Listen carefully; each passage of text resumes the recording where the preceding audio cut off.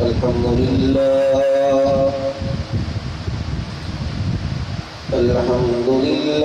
الذي خلق كل شيء بقدر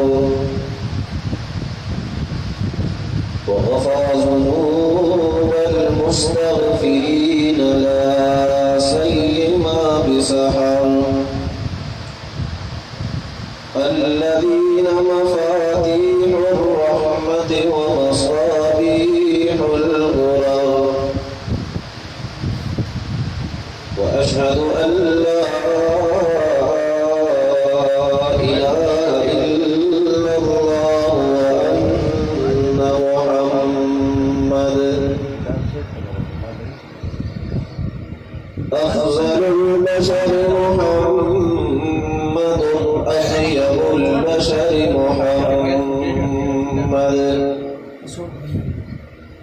أكمل البشر محمد حبيب رب العالمين محمد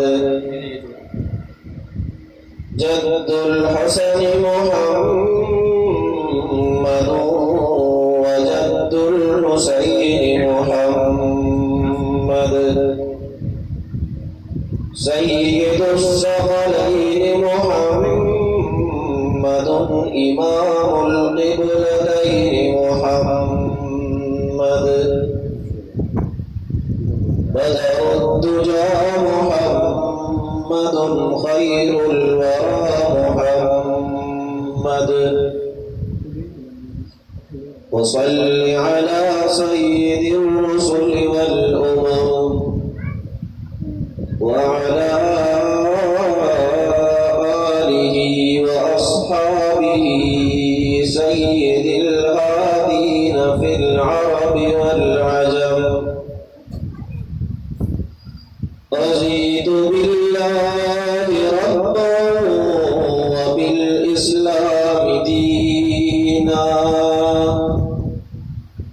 وبالإسلام دينا وبمحمد نبيا أما بعد فأعوذ بالله من الشيطان الرجيم بسم الله الرحمن الرحيم اليوم نختم على أفواههم وتكلمنا أيديهم وتشهد أرجلهم بما كانوا يكسبون صدق الله مولانا العظيم وصدق رسوله النبي الكريم ونحن على ذلك لمن الشاهدين والشاكرين والحمد لله رب العالمين.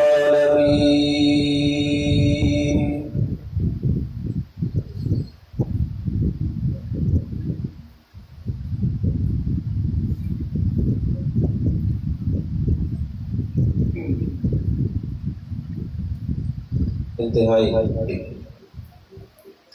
काबिल हसन इख्तियार मेरे भाई और दोस्तों और बुजुर्गों,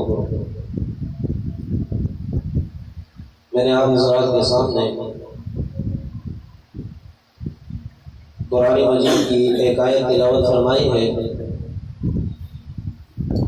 अल्लाह रब्बुल इज़्ज़त से दुआ है कि अल्लाह रब्बुल इज़्ज़त मुझे हक सच बयान करने और इस पर अमल करने और आप हज़रात को सही तरह समझने और इस पर अमल करने की तौफीक अता फरमाए।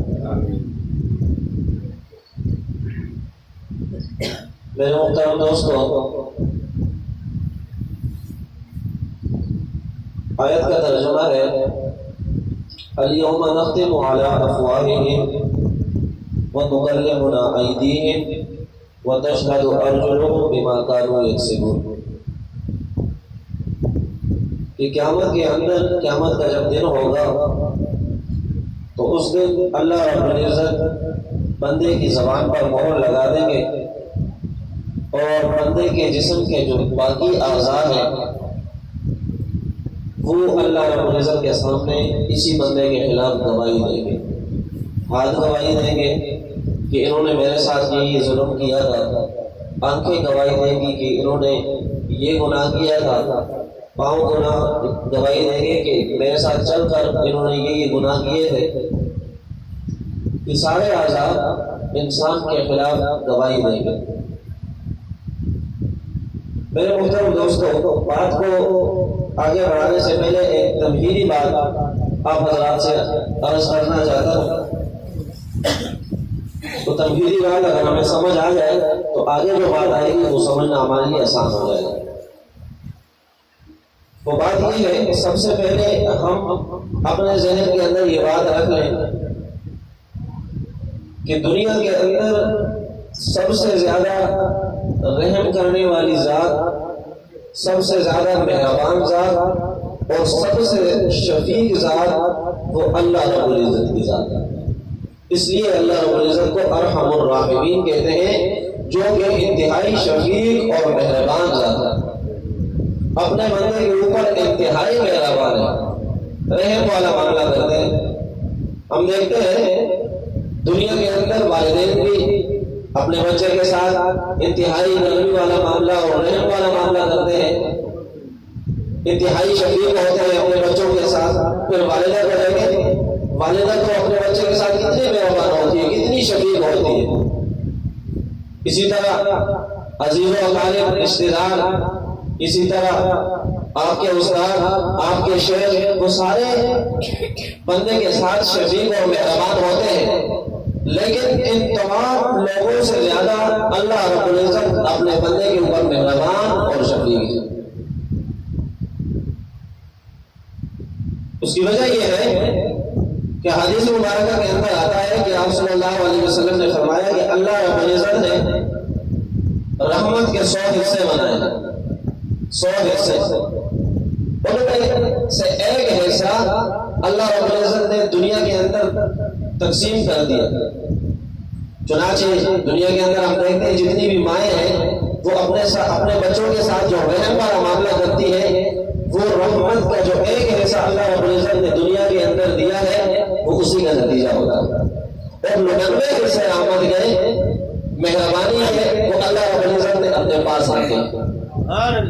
اب دیکھیے کہ ایک حصہ جب دنیا کے اندر تقسیم کر دیا، اب چاہے جانوروں ہو یا انسان ہو، کوئی بھی ہو، ماں کو دیکھیں کہ ایک جانور کا بچہ اگر اس کے سامنے تکلیف کے اندر ہوتا ہے اور اللہ رب العزت نے اس کے اندر بھی یہ رحمت کا ایک حصہ تو بھیجا ہے نا، اب اسی کا اثر ہے کہ وہ اپنے بچے کے لیے کیا کچھ کرتے ہیں ایک جانور. اور پھر انسان کو دیکھیں، والدہ اپنے بچے کے لیے کیا کچھ کرتی ہے. یہ سب اسی رحمت کا اثر ہے، اسی ایک حصے کا اثر ہے جو اللہ رب العزت نے اس دنیا کے اندر لوگوں کے اندر بھیجے. اور 99 حصے جو اللہ رب العزت نے دنیا کے اندر نہیں بھیجے وہ اپنے پاس رکھے ہیں. تو اس سے اس بات کا اندازہ ہو جاتا ہے کہ اللہ رب العزت اپنے بندے سے کتنی زیادہ محبت کرتے ہیں. اور میرے محترم دوستوں، ایک اور بات سمجھ لیں، دنیا کے اندر چاہے کوئی بھی ہو، والدین ہو، والدہ ہو، رشتہ دار ہو، پڑوسی ہو، حکیم ہو، مرید ہو، پیر ہو، کوئی بھی کسی کے ساتھ نرمی والا معاملہ کرتا ہے نا، رحم والا معاملہ کرتا ہے، اس کے ساتھ شفقت والا معاملہ کرتا ہے، تو یاد رکھنا چاہیے وہ شفقت والا معاملہ، وہ رحم والا معاملہ وہ کسی غرض پر مبنی ہوتا ہے. وہ کسی غرض پر، بادشاہ اپنی رعایا کے ساتھ اگر رحم والا معاملہ کرتا ہے تو بغیر غرض کے وہ بھی اپنی رعایا کے ساتھ رحمت والا معاملہ نہیں کرتا. وہ کیسے؟ ظاہر ہے بادشاہ اپنی رعایا کے ساتھ شفقت والا معاملہ اس وجہ سے کرتا ہے، یا تو اس کا یہ مقصد ہوگا کہ بھائی میں اپنی رعایا کے ساتھ اچھا برتاؤ کروں گا، شفقت والا معاملہ ان کے ساتھ رکھوں گا تو میری بادشاہت باقی رہے گی، یا تو اس کا یہ مقصد ہوتا ہے. بغیر مقصد یہ نہیں، کیا یہ مقصد ہوتا ہے کہ میری بادشاہت باقی رہے گی. اگر یہ مقصد بھی نہ ہو تو ایک اور مقصد ہوتی ہے کہ بادشاہ تو نہیں، میری شہرت ہو جائے گی، اس سے ساری دنیا کے اندر چرچا ہو جائے گا کہ فلاں ملک کا جو بادشاہ ہے وہ اپنی رعایا کے ساتھ اتنا اچھا ہے، تو پورے ملک کے اندر، پوری دنیا کے اندر اس کا چرچا ہو جائے گا۔ اب شہرت جو اس کے ذہن کے اندر ہے یہ بھی ایک غرض ہے۔ اگر خدا نہ خواستہ یہ غرض بھی نہ ہو، وہ بہت ایک نیک اور مخلص آدمی ہے، اس کو اپنی بادشاہ کی فکر نہیں، شہرت کی فکر نہیں، تو ایک غرض اس کو ضرور ہوتی ہے، وہ غرض کیا کہ اس سے میری آخرت بن جائے، تو آخرت کا بن جانا یہ بھی تو غرض ہے نا، اور یہ تو بہت بڑی غرض ہے۔ بغیر غرض کے وہ کسی کے ساتھ کوئی تعاون اور کوئی شفقت والا معاملہ نہیں کرتا۔ یہاں تک کہ والدہ کو دیکھیں اگر اپنے بچے کے ساتھ نرمی والا شفقت والا معاملہ کرتی ہے، اس کی بھی غرض ہوتی ہے۔ اس کی غرض کیا ہو سکتی ہے؟ اگر اور کوئی غرض نہ ہو تو ایک غرض ضرور ہوتی ہے کہ وہ اپنے دل کو سکون پہنچانا چاہتی ہے۔ کیوں؟ جب اللہ رب العزت نے اس کو بچہ دیا ہے تو ساتھ ہی ساتھ اللہ رب العزت نے اس کی محبت کو اللہ کے دل کے اندر بٹھا دیا۔